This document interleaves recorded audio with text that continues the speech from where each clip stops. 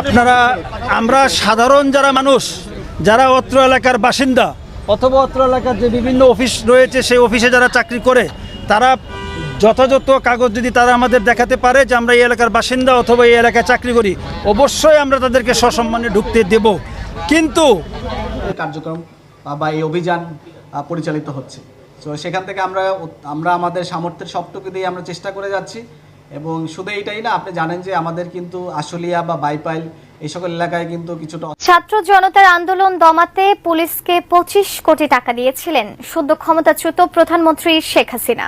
3 August হাসিনার কাছ থেকে ওই টাকা এনে নিজের কক্ষে রেখেছিলেন পুলিশের বিশেষ শাখার সাবেক প্রধান মনিরুল ইসলাম। কিন্তু সেই অর্থ বিতরণের আগেই 5 আগস্ট ছাত্র জনতার আন্দোলন দমাতে পুলিশকে 25 কোটি টাকা দিয়েছিলেন সদ্য ক্ষমতাচ্যুত প্রধানমন্ত্রী শেখ হাসিনা। 3 আগস্ট হাসিনার কাছ থেকে ওই টাকা এনে নিজের কক্ষে রেখেছিলেন পুলিশের বিশেষ শাখার সাবেক প্রধান মনিরুল ইসলাম। কিন্তু সেই অর্থ বিতরণের আগেই 5 আগস্ট গণ অভ্যুত্থানের মুখে পালিয়ে যান হাসিনা।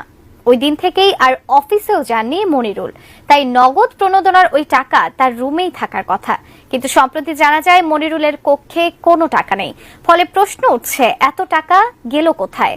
মনিরুলের কক্ষ থেকে 25 কোটি টাকা গায়েবের রহস্যই বাকি। বিস্তারিত এসআই রাজের রিপোর্টে। পুলিশের বিশেষ শাখার সাবেক প্রধান অতিরিক্ত আইজি মনিরুল ইসলামের কক্ষ থেকে 25 কোটি টাকা লুট হওয়া নিয়ে খোদ পুলিশেই চলছে তোলপাড়। টাকা গায়েবের রহস্য উদ্ঘাটনে তদন্তে নেমেছে 4 সদস্যের কমিটি।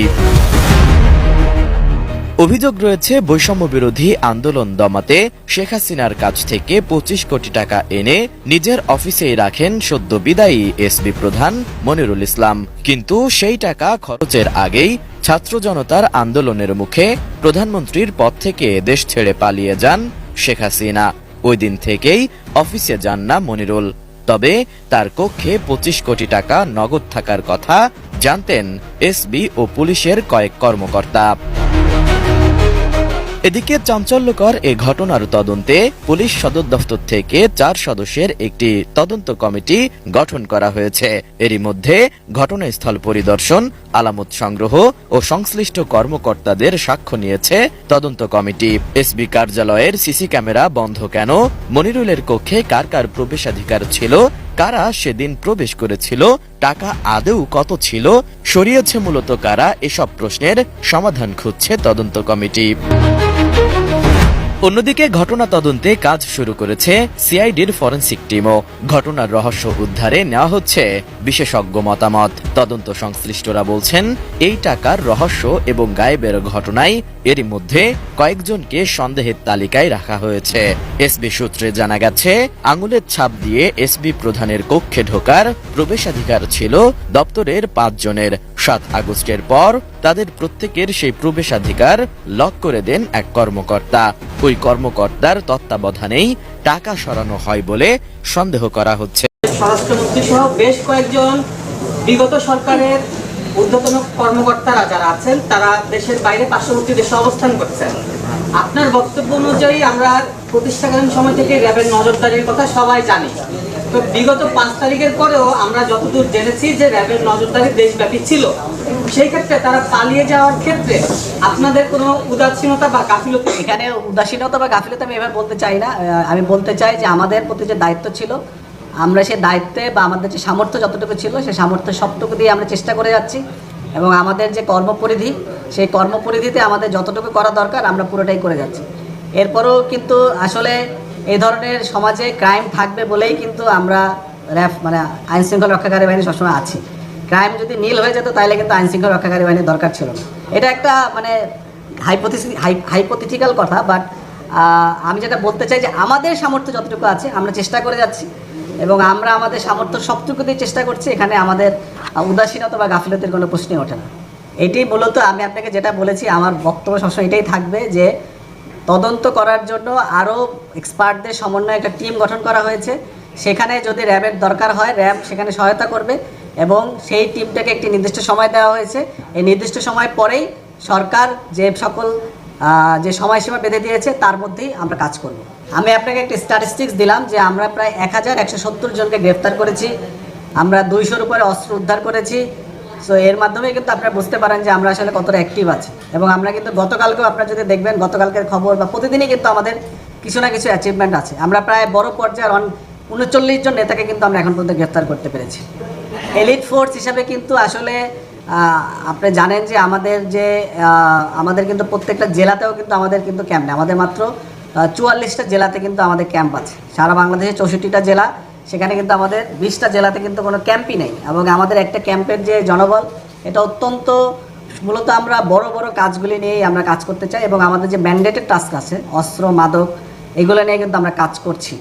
এবং সেখানে আপনি দেখবেন যে আমরা কিন্তু এই যে আপনি ছিনতাই মাদকের কথা বললেন, আমরা কিন্তু যে র্যাব 2 এর যে এখানে জেনেভা ক্যাম্প, সেখানেও কিন্তু আমরা কিন্তু অভিযান পরিচালনা করছি। সেখান থেকে কিন্তু আমরা এই ধরনের যে যারা এই সকল কর্মকাণ্ডের সাথে জড়িত তাদেরকেও কিন্তু আমরা গ্রেফতার করেছি। এবং সারা বাংলাদেশেই কিন্তু এই কার্যক্রম বা এই অভিযান পরিচালিত হচ্ছে।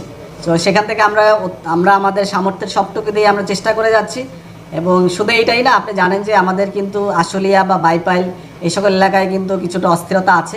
সেখানেও কিন্তু র্যাব ফোর্সেস কিন্তু কাজ করে যাচ্ছে যাতে সাধারণ মানুষ এবং সকলের জীবনযাত্রা সহনীয় পর্যায়ে আনা যায়। যেটা আমাদের পক্ষ থেকে আমরা বলতে চাই, আমরা সর্বদা প্রস্তুত আছি। আমরা সবসময় কাজ করে যাচ্ছি এবং ভবিষ্যতেও কাজ করে যাব। আপনার মতো আমি এইটা একটা টিভি চ্যানেলে দেখতে পেয়েছি। আমি আসলে এই বিষয়ে বিস্তারিত জানি না। আপনি যেভাবে জানতে পেরেছেন আমিও ঠিক সেভাবে জেনেছি। আসলে এই বিষয়ে বিস্তারিত তথ্য আমার তো আমরা আমাদের যে সকল টিম আছে তারা অবশ্যই কাজ করছে এবং ঢুকতে দেওয়া হচ্ছে না, এছাড়া সাধারণ মানুষকেও ঢুকতে দেওয়া হচ্ছে না। আপনারা কি কারণে? আমরা সাধারণ যারা মানুষ, যারা অত্র এলাকার বাসিন্দা অথবা অত্র এলাকার যে বিভিন্ন অফিস রয়েছে সেই অফিসে যারা চাকরি করে, তারা যথাযথ কাগজ যদি তারা আমাদের দেখাতে পারে যে আমরা এই এলাকার বাসিন্দা অথবা এই এলাকায় চাকরি করি, অবশ্যই আমরা তাদেরকে সসম্মানে ঢুকতে দেব। কিন্তু যেটি আপনারা মনে করছেন যে বিএনপি অফিস, যেখান থেকে গতকালকে অসংখ্য ককটেল এবং অন্য বোমা এবং অন্যান্য দ্রব্য আমাদের উপর নিক্ষেপ করা হয়েছে, আমাদের প্রায় 34-35 জন পুলিশ সদস্য মারাত্মকভাবে আহত হয়ে এখনও রাজারবাগ পুলিশ হসপিটালে চিকিৎসাধীন রয়েছে। কাজেই এইখান থেকে প্রচুর পরিমাণ বোমা উদ্ধার করা হয়েছে। কাজে এইটিকে আমরা একটি ঘটনাস্থল, যেটিকে আমরা পুলিশি ভাষায় প্লেস অফ অকারেন্স বলে থাকি, এইখানে এটিকে আমরা প্লেস অফ অকারেন্স মনে করেছি। এবং এইটি এখন পর্যন্ত আমাদের দায়িত্বে রয়েছে। আমাদের ক্রাইম সিন এখানে কাজ করছে প্রতিটি জায়গা। এটি আইনের পরিভাষায় সাধারণ দৃষ্টিতে অনেক কিছু মনে হতে পারে, কিন্তু আমাদের ক্রাইম সিন প্রতিটা এবং বোম ডিসপোজাল ইউনিট প্রত্যেকটি ফ্লোর তন্ন তন্ন করে খুঁজবে। এটা আমাদের কাজ চলছে। যতক্ষণ পর্যন্ত আমাদের কাজ চলমান রয়েছে ততক্ষণ পর্যন্ত এটিকে আমরা একটি ক্রাইম সিন হিসেবে বিবেচনা করছি। এবং ক্রাইম সিনে আইন শৃঙ্খলা রক্ষাকারী বাহিনী ব্যতীত অন্য কারো, বিশেষজ্ঞরা ব্যতীত অন্য কারো প্রবেশ সম্পূর্ণ নিষিদ্ধ। মানে কি নিরাপত্তার খাতিরে আপনারা পুরো এলাকাতে ঘিরে রেখেছেন?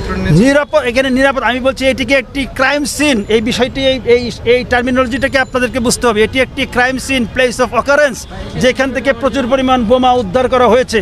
আরও বোমা রয়েছে কিনা, আরও অনেক কিছু, অনেক ঘটনা রয়েছে। সে কাজেই সেই ধরনের কাজগুলি আমাদের বিশেষজ্ঞরা সেখানে কাজ করছে। বোম ডিসপোজাল ইউনিট, আমাদের কাউন্টার ইউনিট, অনেক ক্রাইম সিনের যে সিআইডি তারা কাজ করছে।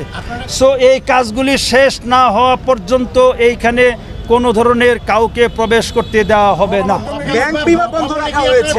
নো ব্যাংক বিমা কোনো, আমি আবারও বলছি পরিষ্কারভাবে, যারা এখানে চাকরি করে অথবা এখানকার সাধারণ বাসিন্দা, তারা নির্দ্বিধায় আমাদের সঙ্গে কথা বলে অবশ্যই আমরা তাদেরকে সসম্মানে তাদের জায়গায় পৌঁছে দেব। অফিসারই বলেছে ব্যাংক বন্ধ রয়েছে। নো ব্যাংক, কোনো ব্যাংক বন্ধ নাই, কোনো বিমা বন্ধ নাই, কোনো অফিস বন্ধ নাই, কোনো সাধারণ মানুষের চলাচলে কোনো বাধা বিঘ্ন নাই। দোকানপাট বন্ধ রাখা হয়েছে কি? দোকানপাট যদি কেউ খুলতে চায় আমরা দোকানপাট খুলে দেবো। আমরা বারবার বলছি, কেউ যদি এখানে মানে সাধারণ মানুষ যারা একেবারে মানে কর্মকর্তা কর্মচারী, তাদের প্রবেশে কোনো ধরনের কোনো বাধা নেই। সেটা আমাদের কৌশলগত বিষয়, সেটা আমি এই মুহূর্তে পরিষ্কার করে বলা যাবে না। আমাদের যেই পর্যন্ত এটা, আমি আবার বলছি, কবে শেষ হবে সেটা কোনো মানে এই নাই। তদন্ত কার্যক্রম কখন শেষ হবে এটার কোনো সুনির্দিষ্টভাবে আমি এখন বলতে পারবো না। কিন্তু আমি বলছি এটি একটি ক্রাইম সিন। ক্রাইম সিনের কাজ শেষ না হওয়া পর্যন্ত এখানে, আমি আবারও বলছি যে nobody is allowed to enter into the party office. Thank you very much. আমি বলবো, অনেকেই অনেক কথা বলতে পারে, সেটা তার ব্যক্তিগত মতামত হতেই পারে, বাট একজন পেশাদার আইন শৃঙ্খলা বাহিনীর সদস্য হিসেবে, পেশাদার একজন পুলিশ কর্মকর্তা হিসেবে আমাদের কাজ হচ্ছে সাধারণ মানুষের জানমালের নিরাপত্তা বিধান করা। Thank you very much.